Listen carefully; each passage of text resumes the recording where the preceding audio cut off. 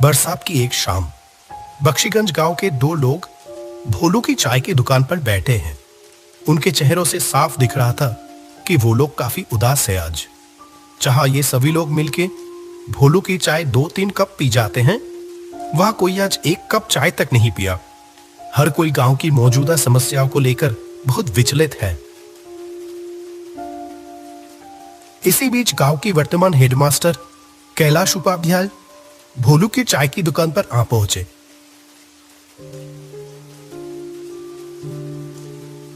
अरे रामलाल, माधव, तुम लोग यहाँ इतना उदास होकर क्यों बैठे हुए हो?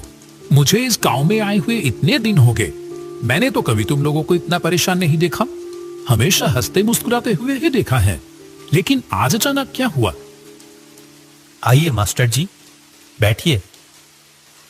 आपकी चाय तैयार है मास्टर जी।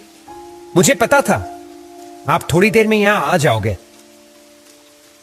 हाँ हाँ बोलू, आज अपनी वो अदरक वाली चाय पिलाना मुझे, ठीक है? बहुत देर से सर दर्द कर रहा है। और हाँ, तुम लोग बताए नहीं कि हुआ क्या है, इतने उदास क्यों हो? असल में क्या है ना मास्टर जी, हम सभी लोगों का आज मन बहुत उदास है। क्यों? क्या हुआ?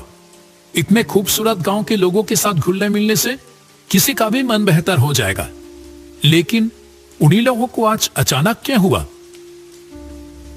आप तो जानते ही हो मास्टर जी कि हमारे गांव में कोई अस्पताल नहीं था। कोई भी बीमार होता था तो उसको 2 गांव पार 10 मील दूर जाना पड़ता था। अस्पताल पहुंचने से पहले ही तो कितनों की मौत हो गई। इसीलिए हम सभी मिलके अपने पैसे बचा के इस गांव में एक अस्पताल बनवाया। लेकिन क्या? हमारी सारी बचत खत्म हो गई। अस्पताल तो तैयार है, पर बिस्तर तो खरीदना बाकी रह गए। हमारे पास तो और पैसे नहीं बचे। अब क्या होगा? ओह, ऐसी बात है। मेरे पास कुछ पैसे तो थे, पर वो तो मेरी बेटी की शादी में खर्च हो गए हैं। लेकिन हाँ, इछापुर गांव में मेरी पुश्तैनी जमीन है एक। अगर उसे बेच दिया तो जो पैसा आएगा, उम्मीद है उससे अस्पताल का बेड हो जाएगा। क्या कहते हो? ये आप क्या कह रहे हैं मास्टर जी? आप अपनी पुश्तैनी जमीन बेच देंगे? मेरे तो बस ये 1 साल की नौकरी बची है।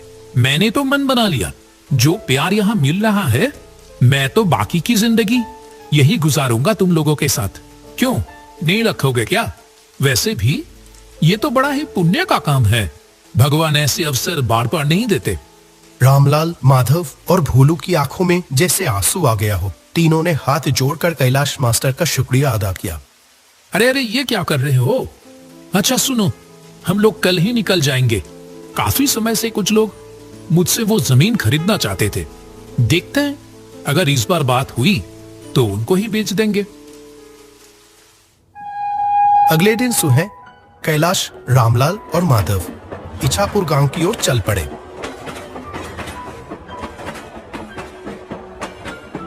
जब वह ट्रेन में थे, बाहर बहुत जोर से बारिश हो रही थी। आसमान काले बादलों से ढका हुआ था और हवा भी बहुत तेज चल रही थी। ये बारिश तो रुकने की नाम ही नहीं ले रही है। मैं भी तो वही सोच रहा हूँ, इतनी बारिश में जाएंगे कैसे? वहां एक नदी भी तो पार करनी होगी। आपका गांव क्या स्टेशन से बहुत दूर है? स्टेशन में उतर के पहले हम लोगों को नदी के किनारे पहुंचना होगा, फिर वहां से नाव लेके नदी पार करके जाना होगा मेरा गांव। ऐसे ही बात करते करते समय बीतता चला गया। आखिरकार जब तीनों स्टेशन पर पहुंचे, वो शाम हो चुकी थी। सुनसान स्टेशन पर बस वो तीनों आके ही उतरे। अभी तो बारिश थोड़ी रुकी है, चलो देखते हैं जल्दी से नाव घाट पर पहुंच पाते या नहीं। वो तीनों स्टेशन से बाहर आ गए। आसपास कोई भी नजर नहीं आ रहा था। बारिश के कारण रात का अंधेरा अन्य दिनों के मुकाबले कुछ ज्यादा ही था। घने काले अंधेरे ने चारों ओर जैसे एक जादुई माहौल बना दिया था। वह स्टेशन के पास एक बरगद के पेड़ के नीचे आके रुके। यही पर रिक्शा मिलता था। आज तो एक भी रिक्शा नहीं दिखाई दे रहा। इतनी बारिश की मौसम में क्या ही मिलेगा। किसी ने तो उम्मीद भी नहीं की होगी कि इतनी बरसात की रात में भी कोई आखिरी ट्रेन से यहां आ भी सकता है। अब क्या किया जाए? चलो पैदल ही चलते हैं। मुझे तो कोई और रास्ता दिखाई ही नहीं दे रहा। मौसम भी तो कुछ ठीक नहीं लग रहा है। अगर फिर से बारिश आ गई तो? वो तीनों अंधेरे में ही आगे बढ़ने लगे। कुछ देर चलने के बाद दूर से एक वैन आने की आवाज आई। लगता है कोई वैन रिक्शा आ रहा है इधर ही। रुको रुको। कुछ ही देर में दूर से कच्चे रास्तों में एक वैन आती हुई दिखाई दी। कैलाश ने उस चालक को देखते ही पहचान गया। कहा, अरे रतन भैया, आपसे मिले हुए कितने महीने हो गए। वो आदमी कैलाश को थोड़ी देर देखा, फिर कहा, अरे कैलाश, कैसे हो? अपने घर जा रहे हो क्या? जी रतन भैया, मैं तो ठीक हूं। ये दोनों हैं रामलाल और माधव। मैं जिस गांव में अभी मास्टर हूं, ये दोनों उस गांव से ही है। हम सब तो अभी मेरे घर जा रहे थे। रतन भैया, आप हमें नदी के किनारे ले चलोगे क्या? तो आज रात की आखिरी नाव मिल जाती। रतन ने कहा, इस बरसात की रात में नाव मिलेगी? अच्छा चलो देखते हैं, बैठो। चलो रामलाल, चलो उठो। ये आखिरी मौका है। अगर ये निकल गया तो सारी रात यहीं रुक के बारिश में भीगना पड़ेगा। चलो चलो। सभी लोग वैन पे जाके बैठ गए। अंधेरे में ही वैन आगे बढ़ने लगी।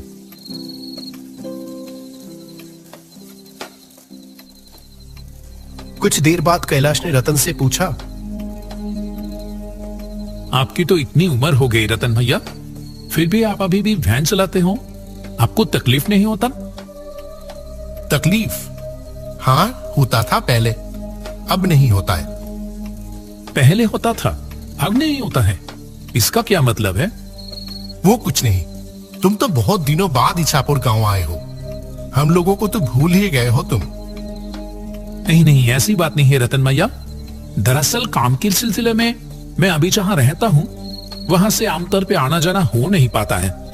आज भी तो एक जरूरी काम से ही आया हूं। गांव में मेरे बाप दादा की जो जमीन है ना, उसे ही बेचने आया हूं। बेच दोगे? क्यों, क्या हो गया? कोई मुसीबत? हाँ, मुसीबत तो है। जिस गांव में मैं रहता हूं अभी, उस गांव के सभी लोगों ने अपने बचाए हुए पैसे से अस्पताल बनवा तो दिए हैं, लेकिन वो अस्पताल की बेड खरीदने की पैसे नहीं जुटा पा रहे हैं। इसीलिए मैंने सोचा कि अपनी पुश्तैनी जमीन बेचकर उनकी थोड़ी मदद कर दूं। वैसे भी वो जमीन तो कई सालों से खाली ही पड़ी है। क्या बात है कैलाश, तुम सचमुच इछापुर गांव का गर्व हो। अरे नहीं नहीं, ऐसी कोई बात नहीं।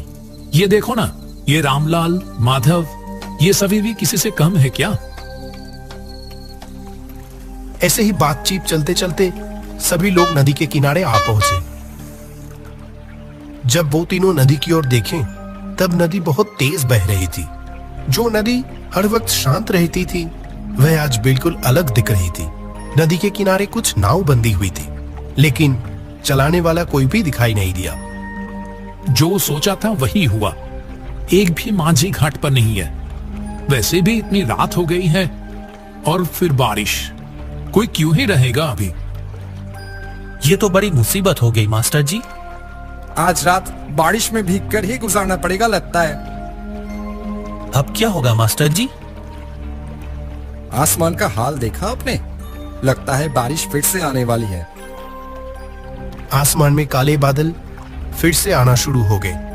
नदी की ओर से हल्की हल्की ठंडी हवा भी चलनी शुरू हो गई। रतन भी उन लोगों के साथ वहीं खड़ा था। जब वो तीनों बात कर रहे थे, तभी उसने कहा, अगर आप लोग बुरा ना मानो तो मैं एक बात कहूं। आप ऐसे क्यों बोल रहे हो रतन भैया? बोलिए ना, क्या कहना चाहते हैं? लगता है थोड़ी ही देर में बारिश फिर से शुरू होगी, और अभी तो कोई माझी भी नहीं है घाट पर जो नाव से अपनी घर जा सकोगे। उसकी बजाय एक काम करो, वो देखो सामने ही मेरा घर है। सब लोग वही चलो, आज की रात वही गुजार लेना। हाँ, सही कह रहे हो आप। इससे पहले भी तो कितनी बार आपकी गाड़ी में स्टेशन गया हूं आपको आपके घर से बुला के। क्यों रामलाल, माधव, और तो कोई रास्ता नहीं दिख रही है।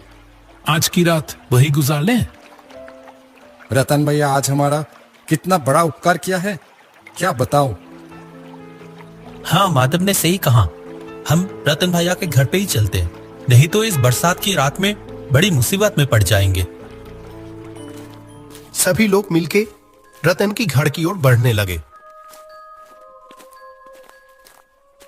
जैसे वो घर के अंदर घुसा, एक अजीब सी बदबू आने लगी अंदर से, मानो बहुत दिनों बाद कोई इस घर को खोल रहा हो। रतन भैया, घर के अंदर इतनी बदबू क्यों? ये फर्श भी कैसा भीगा भीगा सा लग रहा है। असल में ये घर तो आधी समय बंद ही पड़ा रहता है। मैं तो अपनी गाड़ी लेकर बाहर ही रहता हूं और पानी शायद खिड़की से अंदर आया होगा। कमरे की कोने में एक टूटी खुली हुई खिड़की से हल्की सी रोशनी आ रही थी। घर में खाना तो कुछ नहीं है। मैं तो आप लोगों के लिए खाने का इंतजाम ही नहीं कर पाया। आप उसकी चिंता मत करो। इतनी खराब मौसम में रात को रहने के लिए जगह मिल गई, इससे ज्यादा और क्या चाहिए। अगर आप नहीं होते तो आज रात हम लोग कैसे बिताते, भगवान ही जाने। अरे ऐसी कोई बात नहीं है। ठीक है, आप लोग सो जाओ। और आप कहां रहोगे? मैं बाहर सो जाऊंगा, कोई परेशानी नहीं होगी। क्यों, आप हम लोगों के साथ सो जाओ ना। नहीं नहीं, मुझे कोई दिक्कत नहीं होगी। ये बोल के रतन बाहर चला गया और वो तीनों जमीन पर चटाई बिछाकर लेट गए। तब गहरी रात, अचानक कैलाश की नींद खुल गई। एक अजीब सी आवाज आ रही थी, जैसे कि कोई घर से थोड़ी दूर जमीन खोद रहा हो। कैलाश शुरू में तो नजरअंदाज करता रहा, लेकिन आवाज और तेज होने लगी। जो वो काम कर रहा था, जैसे कि वो किसी की परवाह किए बगैर ही किया जा रहा था। ये आवाज कहां से आ रही है? चोर आ गया क्या? कैलाश तेजी से उठा और खिड़की के पास आकर बाहर देखने लगा। रतन भैया घर से थोड़ी दूर पेड़ के नीचे खुदाई कर रहा है।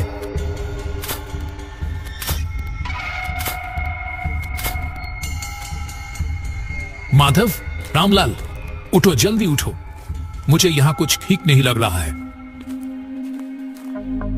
रामलाल और माधव दोनों नींद से जाग गए। कैलाश ने दोनों को खिड़की के पास बुलाया। अरे, रतन भैया कहां गया? अभी तो यहीं पर थे।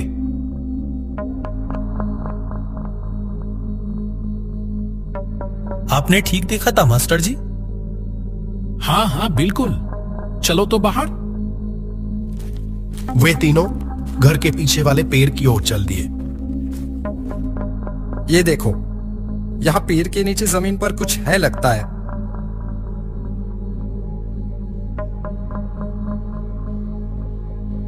मैंने रतन भैया को यही देखा था। लगता है मानो जैसे कि वो चाह रहे थे कि मैं नींद से उठकर ये देखूं। देख तो रामलाल, क्या है वहां?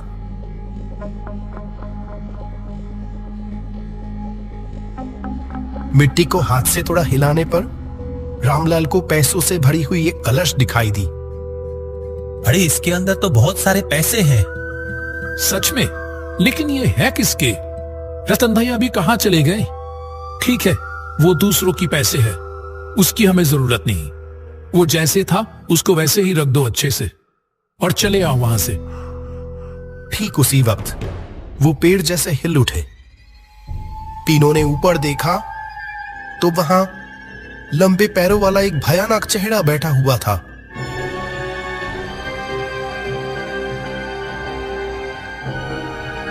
डरो मत कैलाश, मैं रतन हूं। मैं यही देखना चाहता था कि क्या तुम समय के साथ लालची तो नहीं हो गए हो। तुम सच में गांव का गढ़ हो कैलाश। तुम चाहते तो ये पैसे आसानी से ले सकते थे, और मैं अकेला बूढ़ा आदमी तुम तीनों के सामने तो टिक भी नहीं पाता। जहां तुम्हें पैसों की इतनी जरूरत है और यहां इतने सारे पैसे हैं। लेकिन आप। मैं 1 साल पहले ही मर चुका हूं। एक दिन मैं अपनी वैन लेके लाइन के उस पर जा रहा था। ऐसे में एक ट्रेन आके, छोड़ो उस बात को, मैं मर तो चुका हूं, लेकिन मेरे बचाए हुए पैसों की वजह से मुझे मुक्ति नहीं मिल रही थी। मैं किसी सच्चे इंसान की तलाश में था। आज मुझे वो मिल गया। आप लोगों से बात करके ही मैं समझ गया था कि आप लोग सच्चे इंसान हैं। मैं थोड़ा जांच लिया बस। ये पैसे ले जाओ और अस्पताल के लिए लगा दो। तुम्हें अपना पुश्तैनी जमीन बेचने की कोई जरूरत नहीं है कैलाश। यहां जो पैसे हैं उससे अस्पताल का काम पूरा हो जाएगा। रतन भैया, अब मुझे मुक्ति मिलेगी। आप सब लोग अच्छे से रहना। ये कहते हुए रतन का भयानक चेहरा हवा में गायब हो जाता है। वो तीनों बस पैसों से भरे हुए कलश को देखते रह गए।